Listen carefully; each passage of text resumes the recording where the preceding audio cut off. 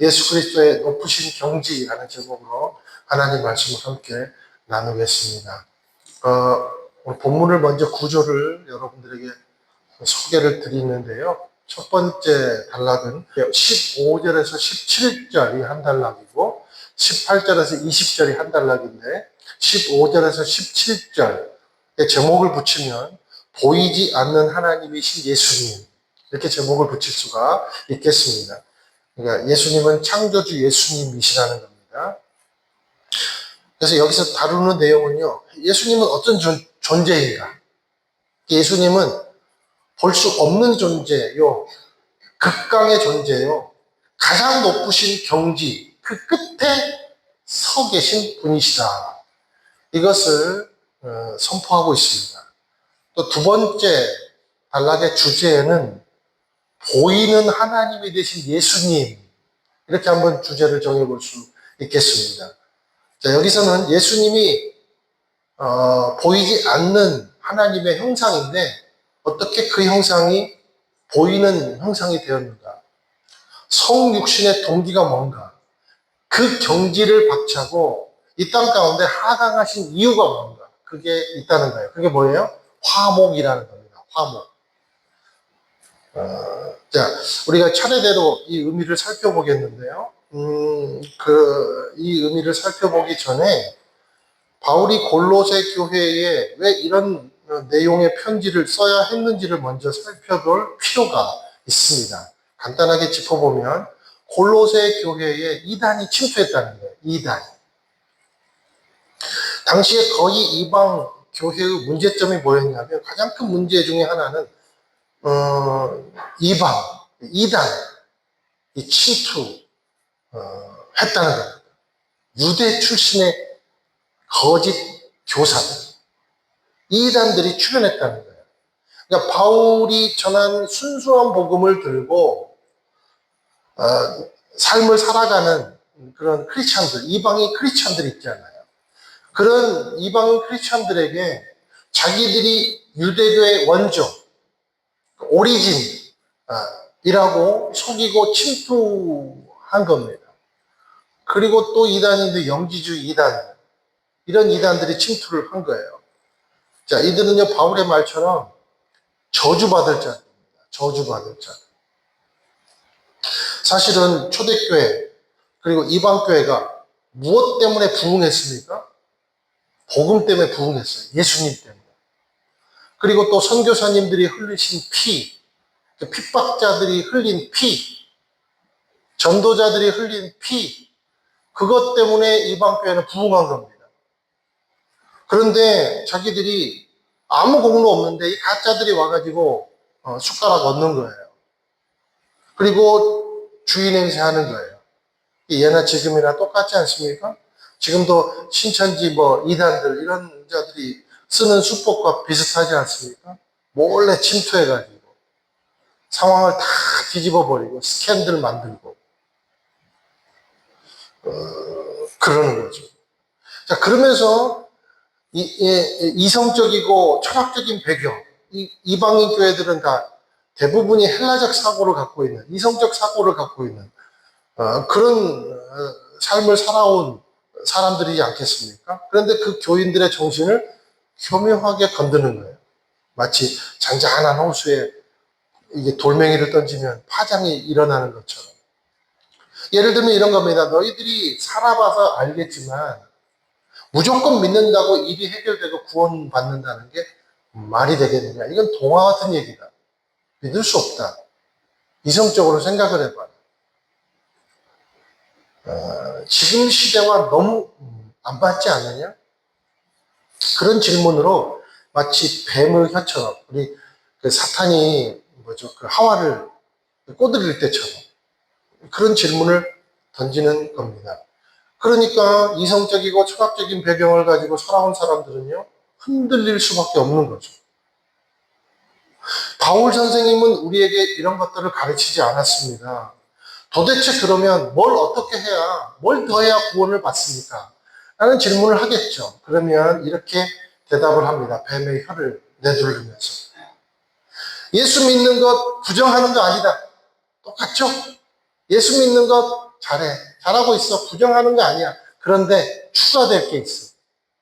이렇게 유혹을 하는 거예요. 그러면서 구원의 조건을 추가시키는 거죠. 당시 골로새 교회에 침투한 이단이 강조하는 구원의 조건 세 가지가 있었습니다. 첫 번째는 금요. 그리고 두 번째는 율법. 그리고 세 번째는 천사 숭배. 금욕을 잘하려면 기준이 있어야 된다. 그것은 유대교 율법을 지켜야 된다는 거예요. 그리고 천사를 숭배하라는 것은요, 무슨 의미가 있냐면 예수는 별과 아닌 존재다. 물타기.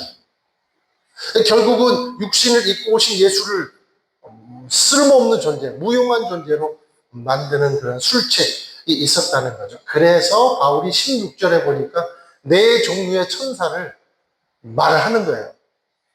그래서 뭐 보호자, 주권자, 정사들, 권력, 권세, 이 네 가지 천사, 이 하나님을 보좌하는 네 가지 천사를 예를 들면서 이단들이 숭배하라는 이 천사들도 하나님의 창조물에 불과하다고 강조해서 지금 이야기를 하고 있는 겁니다. 여러분, 지금 시대도 그렇지 않습니까? 이성이 지배하고 합리가 지배하고 이념이 지배하고 정보가 지배하고 공로가 지배하는 세상이 지금의 세상이라는 거죠. 여러분, 교회도 마찬가지입니다. 무조건 예수만 외치면요, 재미가 없어요.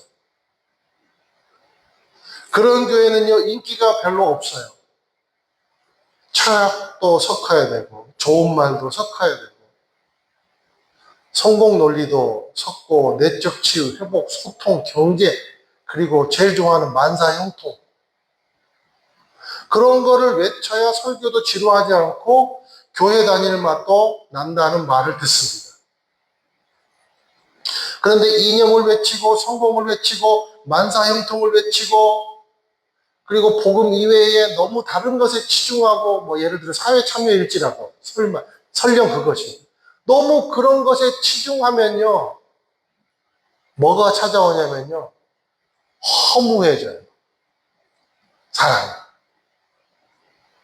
깊은 허무가 찾아와요. 내가 진짜 잘 믿고 있는 게 맞나? 허무해지는 거예요. 왜요? 복음이 없어서 그렇습니다. 예수가 생략돼서 그렇습니다. 그러니까 예수가 생략되면 아무것도 아니에요. 제가 어제도 좀 개인적인 뭐 우리 교회 문제니까 참 그 양육팀 모임을 하고 이제 찻집에서 같이 이제 커피숍에서 커피 나누고 교제를 하는데 주변에 많은 사람들이 우리 새순교회를 얘기하면 새순교회가 우리 목사 이단이라는 거예요. 이단. 근데 제가 오래전에도 그런 얘기를 들었는데 어제 또 나도 그렇다고 나도 들었다고 이게 막 두세 명이 말씀하시는 거예요. 그래서 제가 와 진짜 지금도 그러나 너무 막 화가 나기도 하고 막 그러는 거예요.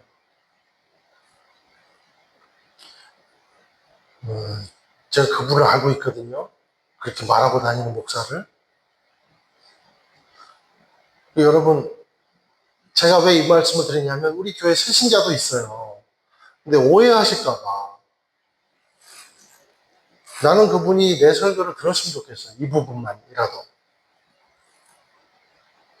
자기가 예수를 더 많은 말을 많이 하는지, 내가 더 많이 하는지.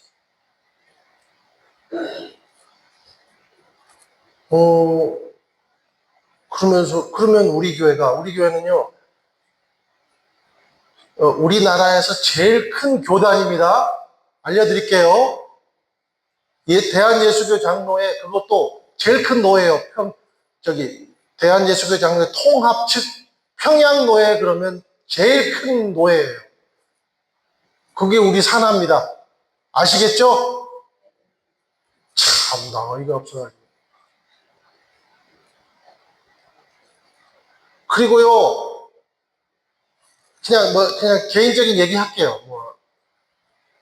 내가 춘천에 있는 뭐 다른 교회 목사님들 설교를 들어본 적은 없지만 나는 자부해요. 나만큼 복음 얘기하고 나만큼 예수 얘기하는 목사가 있는가? 나는 없다고 봐요.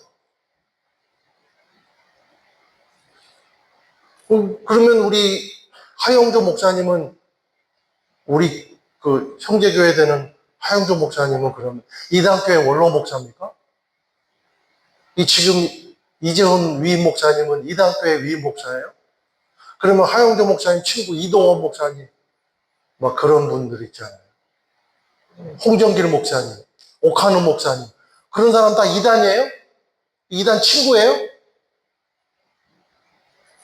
그런 분들이 보니까 엊그저께 그 성시화 운동에 오라 그래서 우리 위임 목사님이 설교하셔서 갔는데, 또 그렇게 말하신 분이 위임 목사님 설교하는데 사회 보고 계시더라고요. 참 어이가 없어가지고. 그래서 교인 떠날까봐 두려워서 그런가.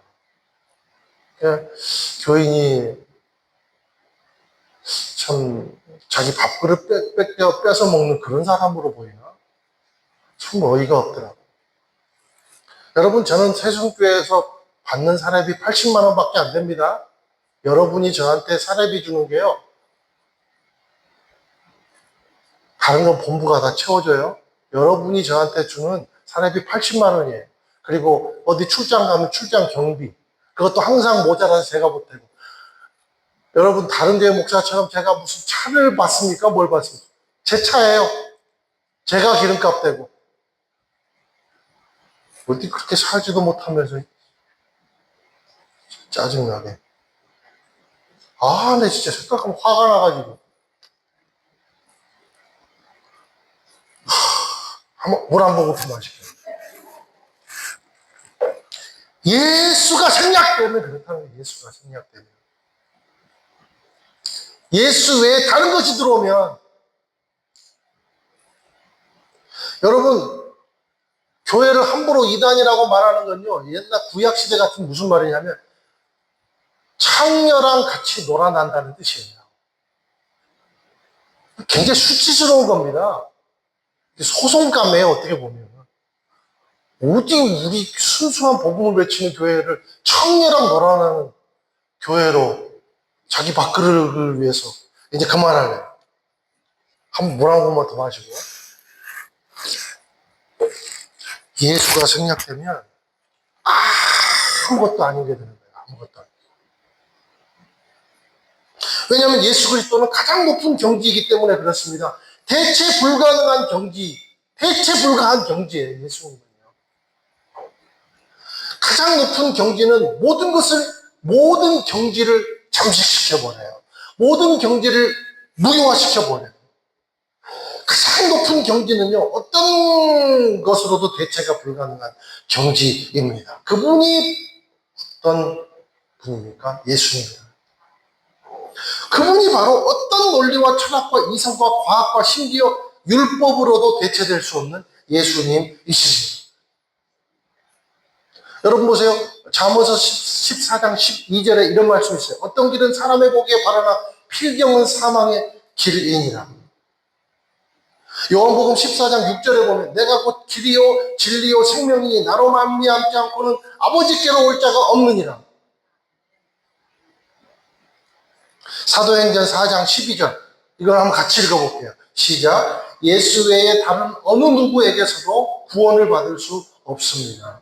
하나님께서는 하늘 아래 우리가 구원받을 만한 다른 이름을 우리에게 주신 일이 없기 때문입니다. 할렐루야. 사람이 보기에 바른 길, 그러니까 선한 행실, 도덕적인 삶, 이성적 판단과 행동, 사회나 단체가 세워놓은 어떤 흠이 없어 보이는 규칙이나 규범을 가지고는 영원으로 갈 수가 없다는 거예요.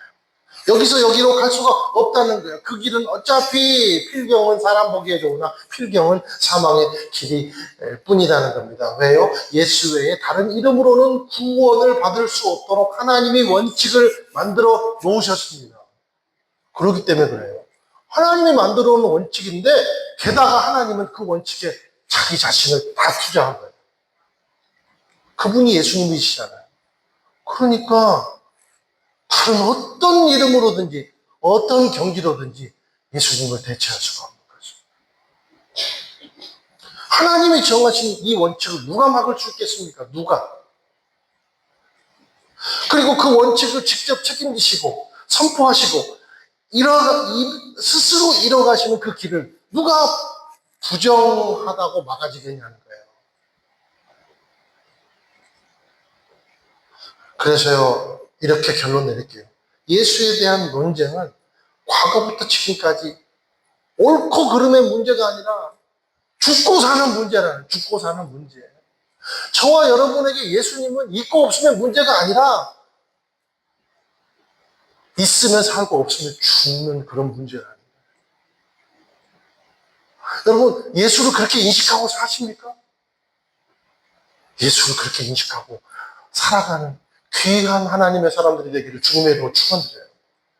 자, 그러면 그 구원을 위해 예수님이 왜 대체 불가능한 분이신가? 우리 15절에서 17절 한번 읽어보실게요. 시작. 하나님의 아들은 보이지 않는 하나님의 형상이요 모든 피조물보다 먼저 나신 분이십니다. 이는 하늘과 땅에 있는 모든 것들, 그 보이는 것들과 보이지 않는 것들, 보좌들과 주권들과 권력들과 권세들이 하나님의 아들 안에서 창조됐기 때문입니다. 만물이 아들로 인해 창조됐고 아들을 위해 창조됐습니다. 하나님의 아들은 만물보다 먼저 계시고 만물은 그분 안에 함께 서 있습니다. 예수 그리스도의 신성은 절대적 신성이라는 거예요. 왜냐하면 그분은 하나님의 형상이요 본질이기 때문입니다. 한마디로 그분은 삼위 예수님이다. 삼위 하나님. 그래서 우리가 지난주에 배웠잖아요. 모르페, 본체시다. 모르페.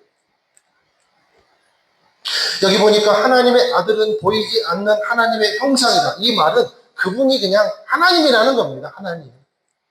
성자 하나님. 그렇죠? 지난주에 말씀드린 대로 누군가가 배가 아파가지고 났더니 막 육체가 있고 뼈가 있고 뭐 그런 유형의 존재가 아니라 그냥 하나님 그 본체, 모르페 그 자체, 본체. 그러니까 영원하신 하나님의 위격이라는 겁니다. 그러면 우리가 그렇게 말할 때 아무리 그래도 예수님은 하나님의 아들이지 않습니까? 성경에 그렇게 나와 있잖아요. 아닙니다. 하나님과 예수님은 같아요. 아니에요. 하나님도 영원부터 계십니다. 예수님도 영원부터 계십니다. 말씀드려볼게요. 영원하고 둘이 비교하면 영원히 비교가 될까요? 영원히 비교가 안 돼요.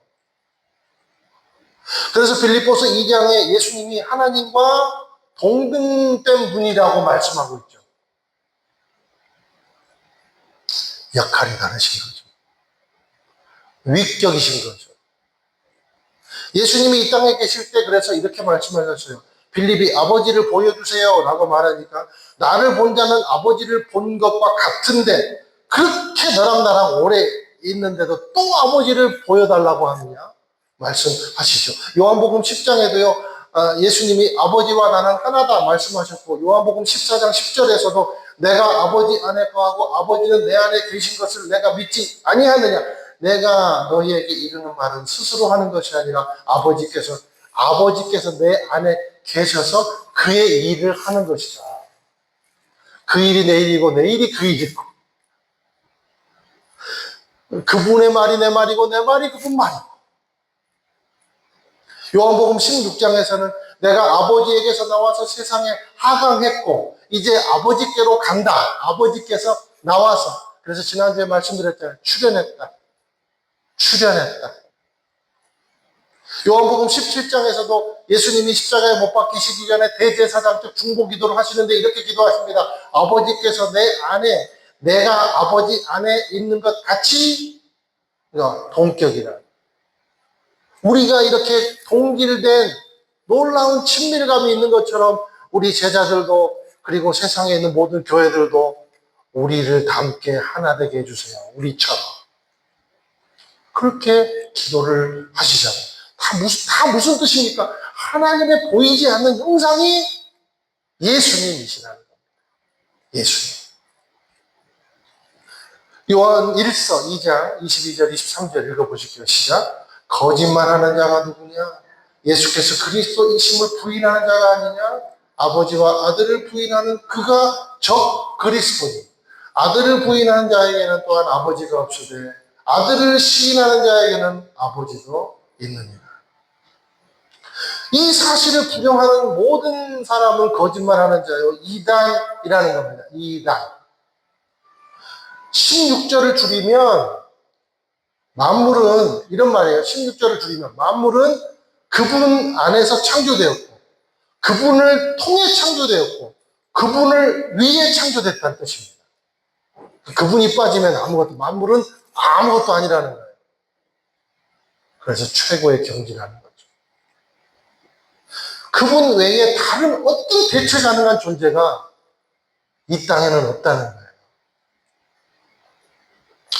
그러니 여러분 생각해 보세요. 우리가 그분과 함께 상속자가 되었으니 이게 얼마나 기쁜 일이에요.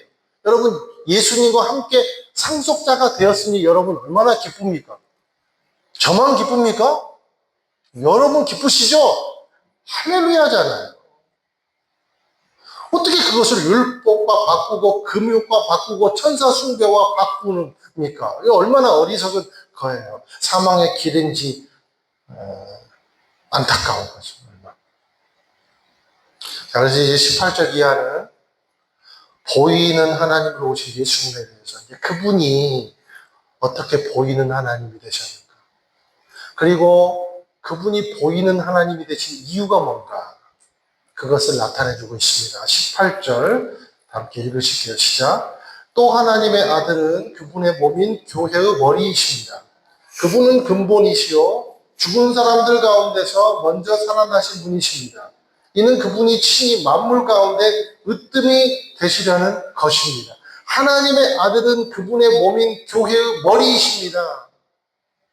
교회의 머리는 누구십니까? 예수님이시라는 겁니다. 그러므로 교회는 머리에 붙어 있어야 생명을 얻어요. 여러분, 머리가 잘려나간 사람 상상해 보세요. 끔찍하잖아요. 머리가 잘려나간 교회를 생각해 보세요. 끔찍하잖아요. 근데 교회 머리는 누구예요? 예수님이시다라는 겁니다. 그러므로 우리가 머리 대신 예수님과 멀어질 때 우리는 마치 머리가 없는 문어다리 같은. 여러분 문어 머리 잘려나가도 다리는 꼬장꼬장 움직이잖아요. 생명이 있는 겁니까? 없는 겁니까? 움직이나 생명이 없는 거예요. 근데 예수 없이는 어떤 것도 무용하다는 것입니다. 예수, 그러니까 복음이 없는 교회는 상판 없는 식탁과 같아요. 식탁과. 물 없이 설거지 하는 것과 같고, 혹한의 팬티바람이, 나무 없는 민둥산이요. 십자가 없는 교회요. 말씀 없는 설교와 같다는 겁니다. 여러분, 정의가 누락된 법조문이 가능합니까? 정의가 누락된 법조문은 없어요. 복음 없는 설교가 가능합니까? 사랑 없는 양육이 가능합니까? 예수 없는 교회가 가능합니까? 그럴 수 없어요. 생명력이 전혀 없다는 거예요.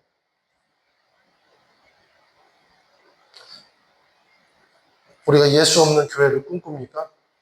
꿈꾸기 시작할 때 벌써 이단입니다.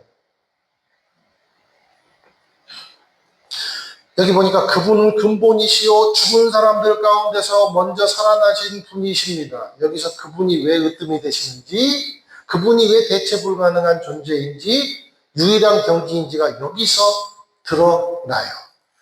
죽은 사람들 가운데서 먼저 살아나신 분이십니다. 여기다 밑줄 꺼야 돼요. 이게 왜 여기서 그분이 으뜸인지가 드러나냐면, 그분이 유일하게 하나님의 뜻을 이루어진 유일한 존재이기 때문에 으뜸이라는 거예요. 유일한 존재. 먼저 살아나신 분, 이게 무슨 말이에요? 죽어야 살아났다고 말할 수 있잖아요. 왜 죽어야 됐습니까? 으뜸이 되시기 위해서 죽으셔야 됐어요. 어떤 으뜸입니까? 성부 하나님의 뜻을 이룬 유일한 존재로서의 으뜸. 그런데 어떻게 그 으뜸의 자리를 이루셨습니까? 19절, 20절 읽겠습니다. 시작. 이것은 아버지께서 모든 충만으로 아들 안에 거하게 하시기를 기뻐하셨고 그 아들의 십자가의 피로 평화를 이루어 만물, 곧 땅에 있는 것이든 하늘에 있는 것이든 모든 것이 아들로 인해 자기와 화목하게 되기를 기뻐하셨기 때문입니다. 어떻게, 왜 으뜸의 자리를 이루셨어요? 다름 아닌 십자가 때문에. 십자가 때문에 기쁨이 되고 으뜸이 되셨다는 겁니다.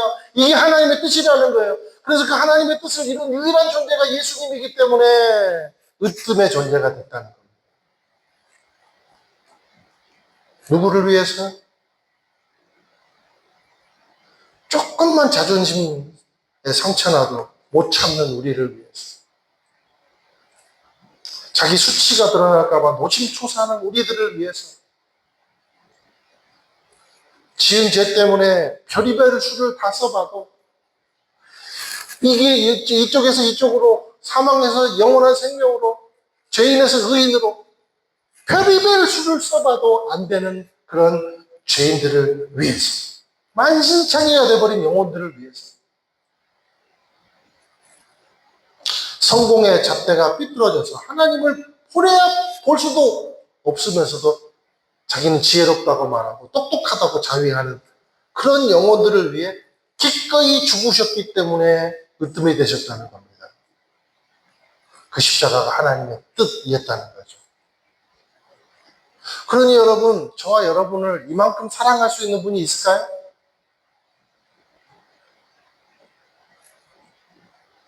만물, 곧 땅에 있는 것이든 모든 것이 아들로 인해 자기와 화목하게 되시기를 기뻐하셨기 때문입니다. 만물, 사람을 포함해서 모든 만물을 회복시키기 위해 기꺼이 십자가의 부끄러움을 개의치 않으신 예수님은 대체 불가능한 하나님의 기쁨이요 우리의 기쁨이라는 거예요.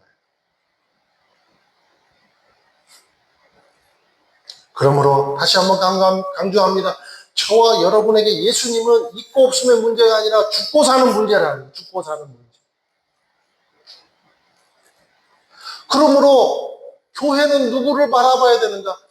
믿음으로 사는 사람은 누구를 바라봐야 되는가? 누구를 바라봐야 되는가? 우리 히브리서 12장 2절 읽겠습니다. 시작. 믿음의 창시자여 완성자이신 예수를 바라봅시다. 그는 자기 앞에 놓여 있는 기쁨을 위해 부끄러움을 개의치 않으시고 십자가를 참으셨습니다. 그래서 그는 하나님의 보좌 오른편에 앉게 되셨습니다. 누구를 바라봐야 돼요? 예수를 바라봐야 돼요. 그는 창시자요 완성자이신 경지이기 때문에. 그분은 대체 불가능한 영원한 삶을 주신 분이기 때문에 그분을 바라봐야 한다는 거죠.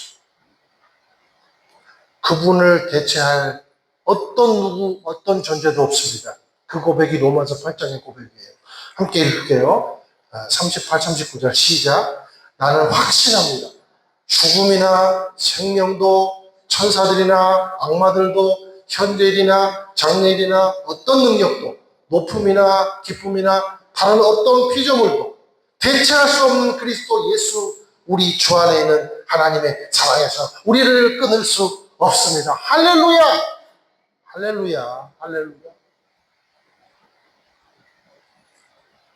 끊을 수 없는 하나님의 사랑의 다리, 소망의 다리, 그분이 예수 그리스도다. 어떤 능력도 예수님을 대신할 수 없습니다. 이것이 우리에게 주신 가장 선명하고 밝은 하나님의 약속이십니다. 보이는 하나님. 가장 선명하고 밝게 빛나시는 우리 예수님. 그래서 찬양도 그런 찬양. 난 예수로 충만하네? 충만하네. 이번 주 수요일은 그 찬양 한번 해야 돼요. 좀 준비해 주세요.